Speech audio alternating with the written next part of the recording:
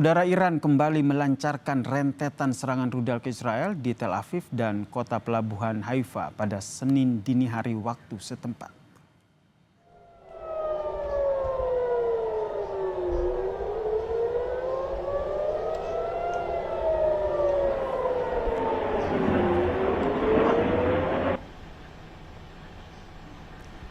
Garda Nasional Iran menyebut serangan rudal ini merupakan serangan ke-8 yang dilancarkan Teheran terhadap Tel Aviv sejak Jumat lalu. Menurut Garda Nasional Iran, serangan ini secara khusus menargetkan sistem komando dan kendali Israel.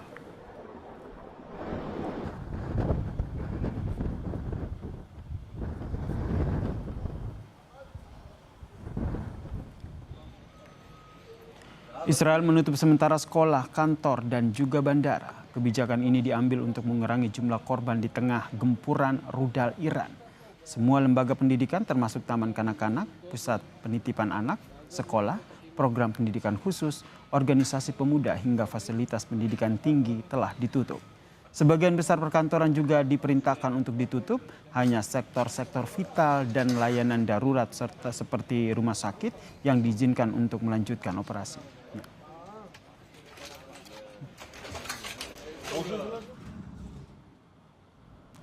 Kementerian Luar Negeri mencatat sebanyak 386 WNI berada di Iran di tengah saling balas serangan antara Iran dan Israel. KBRI Teheran telah meningkatkan status siaga 2, meminta WNI di Iran untuk meningkatkan kewaspadaan mereka. Direktur Perlindungan WNI Kemlu Yuda Nugraha pun menghimbau agar WNI yang mayoritas merupakan pelajar dan juga mahasiswa tetap memantau perkembangan kondisi di sana. Sementara itu, Kemlu mencatat terdapat 187 WNI yang berada di Israel. Mayoritas WNI berada di Arafah, Israel Selatan dan dilaporkan dalam kondisi selamat. Status siaga 2 dan berlaku hingga saat ini. Ya. Dalam konteks siaga 2 kita minta warga negara kita meningkatkan kewaspadaan dan jika memungkinkan dapat pulang keluar dari Iran secara mandiri. Ya. Dan tentu tidak mengharapkan perlu menunggu sampai siaga 1 ketika suasananya atau situasinya sudah membahayakan jiwa. Ya. Istana Kepresidenan turut menyampaikan sikap terkait dengan konflik bersenjata antara Israel dan Iran. Kepala Kantor Komunikasi Kepresidenan Hasan Nasbi menegaskan posisi Indonesia akan terus menyuarakan perdamaian dan penyelesaian secara diplomasi. Hasan Nasbi juga menegaskan Indonesia tidak akan masuk dan bergabung dalam blok militer dan pertahanan tertentu. Presiden Prabowo selalu menyerukan 3 hal. Pertama, pemerintah kita mengecam segala bentuk agresi, penyerangan terhadap negara lain. Yang kedua, Presiden Prabowo selalu mendorong terciptanya deeskalasi konflik atau sesegera mungkin melaksanakan gencatan senjata. Yang ketiga, pemerintah melalui Presiden Prabowo itu selalu menyerukan penyelesaian konflik melalui jalur diplomasi dan hukum internasional.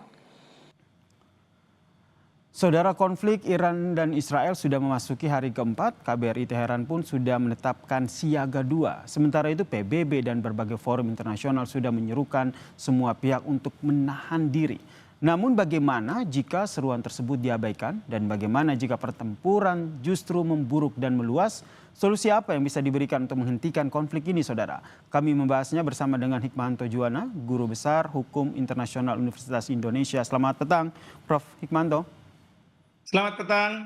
Ini sudah masuki hari keempat. Menurut Anda, apakah eskalasi ketegangan ini akan meningkat? Bisa jadi ini akan terus meningkat. Kenapa? Karena dari pihak Israel akan melakukan serangan balasan. Dan tentu kemarin saya mendengar Perdana Menteri Netanyahu mengatakan bahwa sekarang mereka berpangku atau bergantung pada Amerika Serikat. Karena saya menduga bahwa serangan Israel ke Iran ini sebenarnya dimotori oleh Presiden Trump. Ya, alasannya kenapa? Alasannya karena negosiasi antara Amerika Serikat dengan Iran terkait dengan senjata nuklir Iran, ada kemungkinan pengembangan senjata nuklir itu diminta untuk tidak dilakukan. Tapi kemarin itu deadlock dan Presiden Trump sudah menyampaikan ancaman kalau ini sampai deadlock maka akan ada serangan dari Amerika Serikat. Nah, Itu tentu Amerika Serikat tidak bisa tiba-tiba langsung menyerang Iran karena dia tidak punya basis hukum internasionalnya.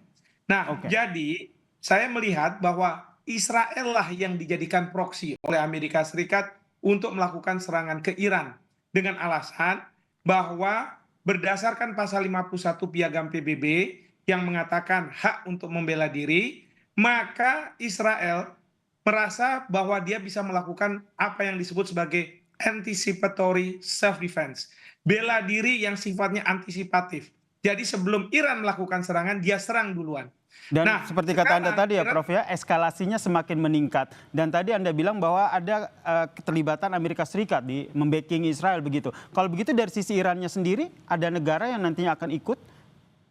Nah, kita tidak tahu. Karena kan sekarang ini Iran sudah menyerang Israel. Hmm. Dan sekarang ada kemungkinan Amerika Serikat akan menyerang Iran ya atas dasar apa? Security arrangement antara Amerika Serikat dengan Israel. Seperti dalam pasal 5 perjanjian NATO, kalau saya ambil perjanjian yang lain, itu satu negara diserang, maka serangan terhadap negara lain termasuk Amerika Serikat.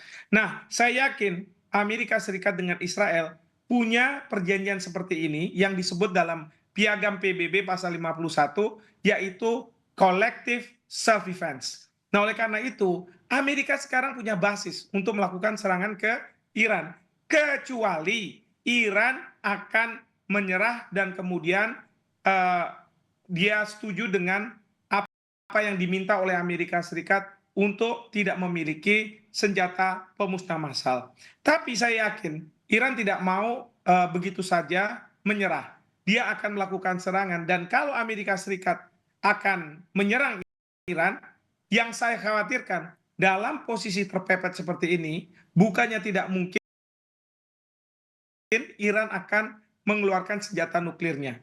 Kalau sudah Iran mengeluarkan senjata nuklirnya, kalau memang dia memiliki, maka tidak perlu dia backing dari negara-negara lain.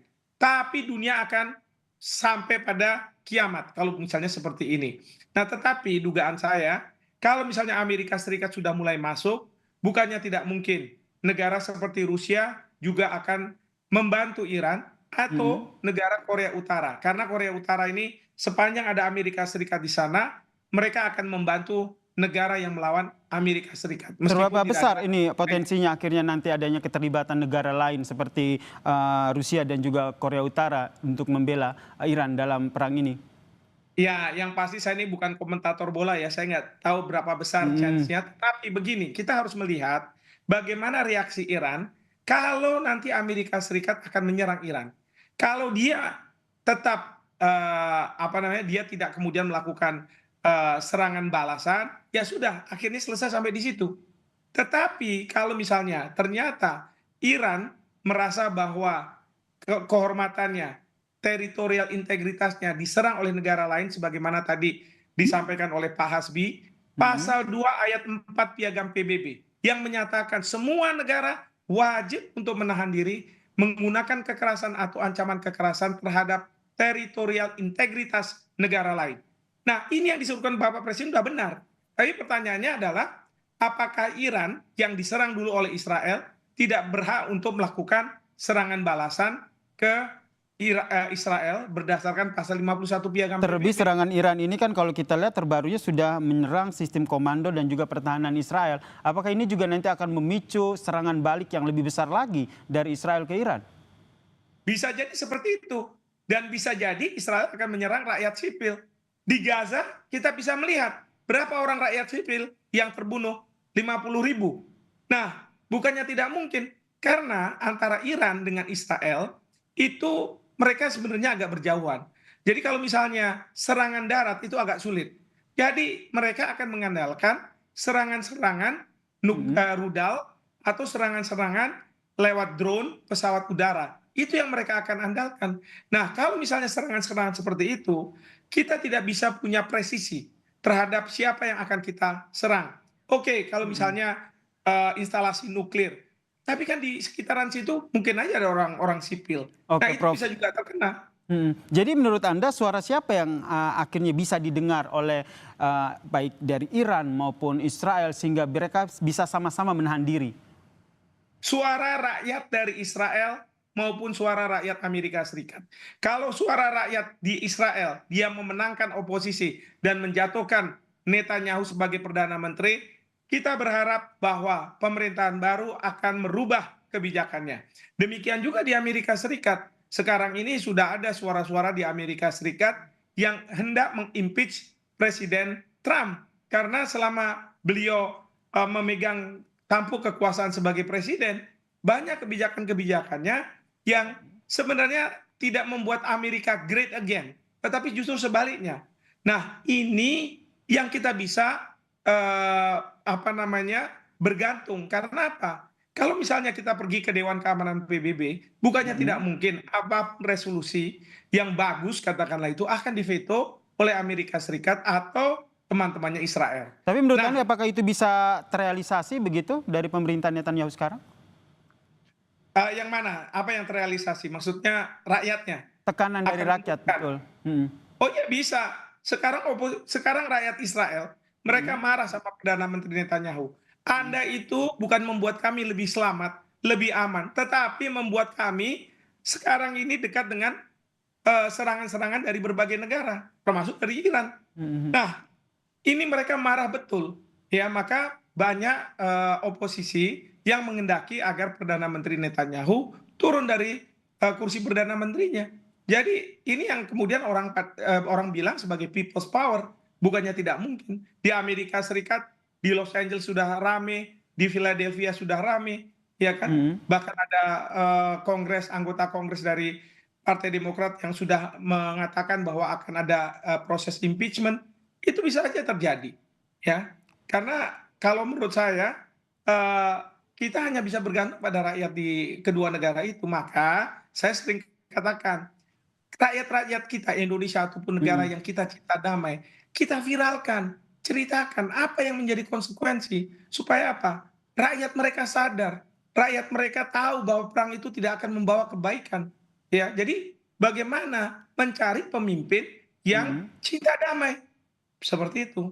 Baik, ini yang nanti kita harapkan ya, ada desakan dari masyarakat itu sendiri, baik dari Israel maupun Iran. Tapi berkaitan dengan perang ini yang menurut Anda eskalasinya akan semakin meningkat begitu, apakah ini juga akan berpotensi meluas ke negara-negara di sekitar Iran begitu, yaitu di daerah-daerah negara-negara Timur Tengah, Prof?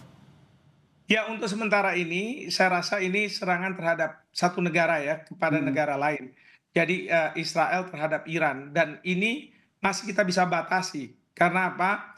Yang menjadi target serangan ini adalah Iran. Karena Iran diduga mengembangkan kemampuan senjata nuklirnya. Ya, maka ingat, pada waktu yang pertama kali diserang oleh Israel, itu ada 3 hal. Pertama adalah instalasi nuklir yang diduga dikembangkan oleh Iran. Kedua adalah ilmuwan-ilmuwan Iran yang mengetahui mengenai masalah nuklir. Yang ketiga, pemimpin tertinggi garda revolusi Iran yang dia ini dianggap sebagai merintangi upaya Amerika Serikat untuk supaya deal dengan Iran terkait dengan kemampuan nuklir Iran. Seperti itu. Baik, terima kasih Prof. Hikmanto Juwana, Guru Besar Hukum Internasional UI, telah berbagi perspektif terkait dengan perang Iran dan juga Israel. Salam sehat, Prof. Terima kasih. Dan